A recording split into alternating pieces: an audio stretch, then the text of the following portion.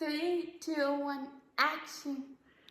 Okay, so as promised, we're gonna do part 2 of Raimey's pacemaker story and the fallout from that, and the reason that she no longer has a pacemaker. So as a very quick recap, last September she had a pacemaker placed and we thought everything was okay, even though she had already gone back to the ER for pleural effusion, which is fluid around the lungs. A few days later, she got discharged. So we thought she was good.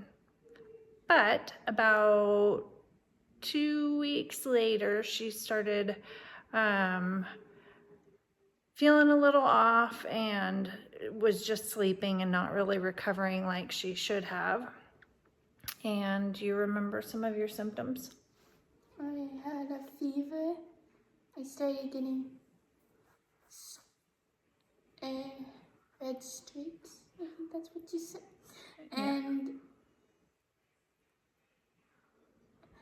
you had pain in your incision site?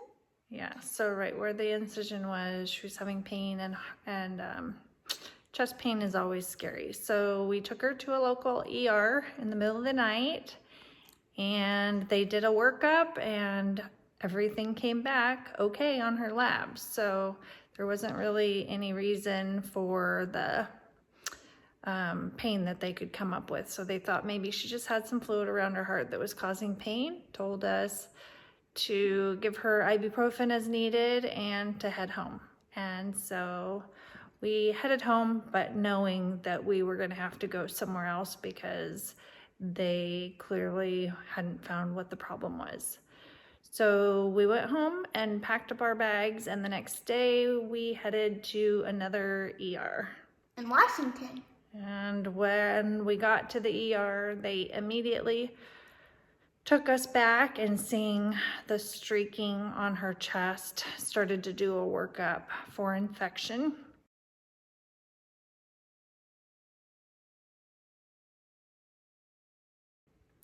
The first medicine that they put her on was vancomycin, and that's kind of a widespread, pretty strong antibiotic.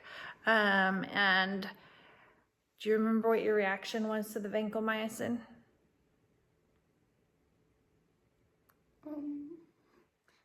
Remember, it was called Red Man syndrome, and what happened? I must have been red. Oh, and I got hives, I think. You were red and you had hives, and to be honest, it was a pretty scary experience.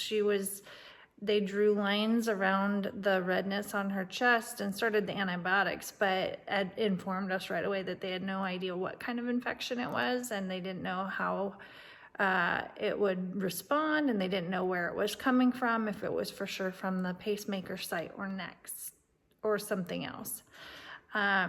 So we of course thought the next step would be surgery to remove it, but in fact there were differing opinions on how to make the decision when to take out the pacemaker. They were not positive by the test results that it was coming from her pacemaker site, and they didn't want to remove it too prematurely, partly because it had been so difficult to place the pacemaker in the first place. It took like 5 hours to find a place that the leads would generate a pulse and actually pace her.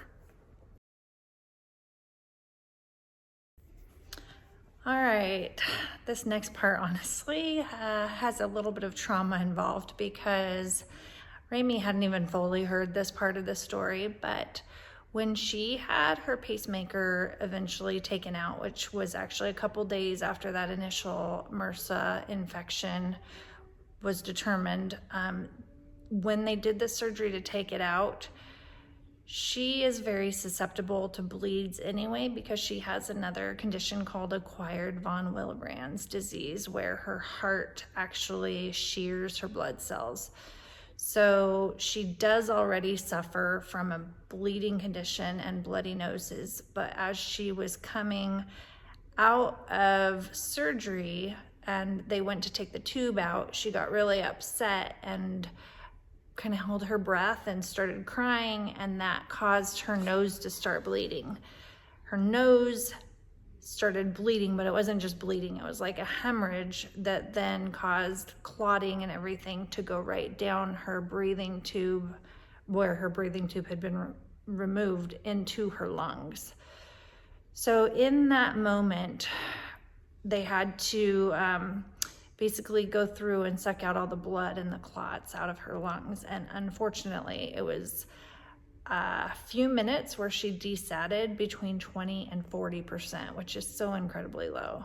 So as we were told this after surgery, we asked if there was going to be a concern for her brain activity, and the anesthesiologist acknowledged that we might not know until she woke up if she suffered like a stroke or other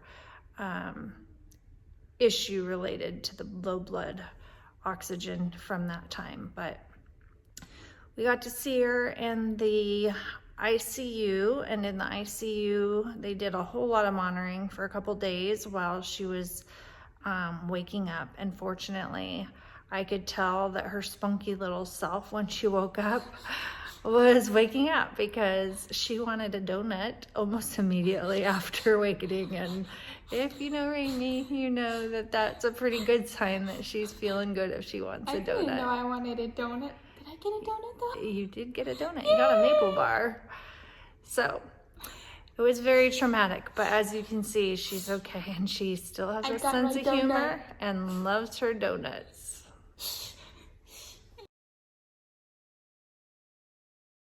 Within a couple of days, the kind of infection came back. So I was thinking about it, and we didn't actually know what kind of infection she had until they grew it basically in like petri dishes, and they came back and said it's MRSA, which stands for something that means it does not respond well to most antibiotics. And so the risk is that the infection can't be cleared with antibiotics, and it's very serious and means it's a longer recovery for sure. And so they started Raimey on back on vancomycin, and she was on that for quite a while, and then they tried another one that also worked, but unfortunately had to be given by IV every 8 hours. So she had a PICC line put in, which delivers the medicine right to basically like the entry of the heart, and then now started working at clearing the infection. But they told us that it was going to be at least 6 weeks of antibiotics, so to plan on being in the hospital for 6 weeks, which you can imagine was not a great thing. No. Fortunately, we ended up only being in the hospital for 3 weeks, and then they basically switched her to oral antibiotics, and if she could tolerate the oral antibiotics and continue recovering, they would let her do that, and thankfully that worked. So she ended up being discharged after 3 weeks. Do you remember some of the things that you did in the hospital during those 3 weeks? Simple. The only thing that kept me sane was watching YouTube videos on Star Wars. So she likes to watch Star Wars What If videos, and they had video games, and we tried to do the video games, but it just didn't work the same in the hospital as it does at home. Did we watch any movies? No. We watched a lot of movies and ordered a lot of food. I got bored of many of them. Yeah, but they were not her favorite options by the end, but that's okay. She survived, and that was the point.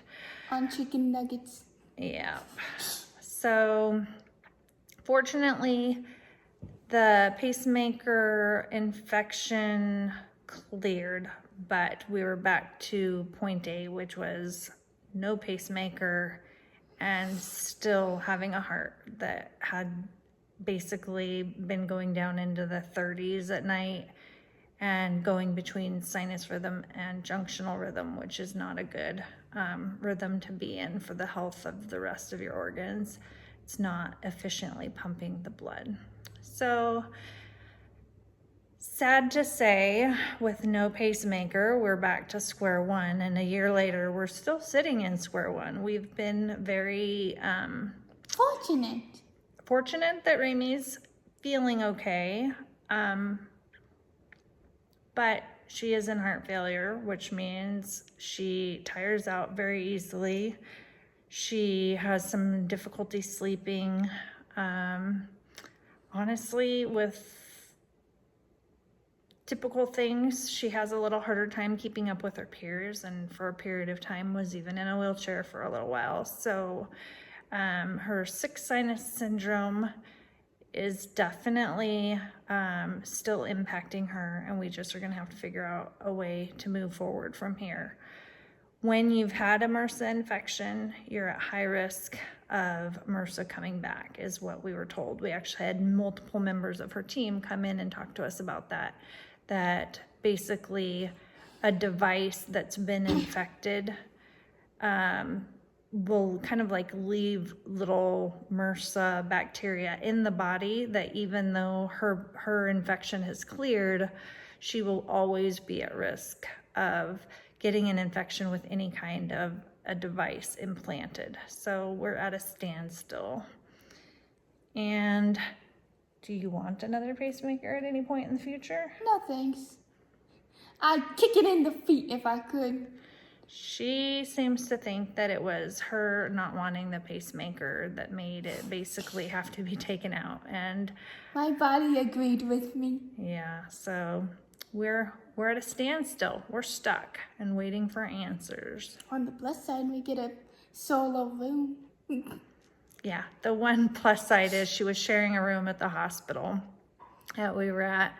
And then when they found out it was MRSA, now they follow MRSA protocol, which means everybody gowns up, wears gloves when they come in. They look silly. And ultimately, they have you stay in a single room so that you're not sharing the MRSA infection, and you're always considered to be at risk. One added tidbit is that Raimey was tested for MRSA before her surgery, and she did not have it on her body. So Mommy thinks I got it in the surgery room. The fact that she got it during or right in her pacemaker pocket and did not test positive when she was swabbed before surgery makes us believe pretty strongly that she got it from the pacemaker itself. But that's also hard to prove, and just our theory. Doesn't really change anything for where we're at. So anyhow, I don't want to scare you, but the percentages of pacemaker infections are really, really low. Raimey, are you lucky? Yes, and if you guys are scared, just think about me and donuts. Just think about the positive, the donuts. All right, until next time. Bye. Bye-bye.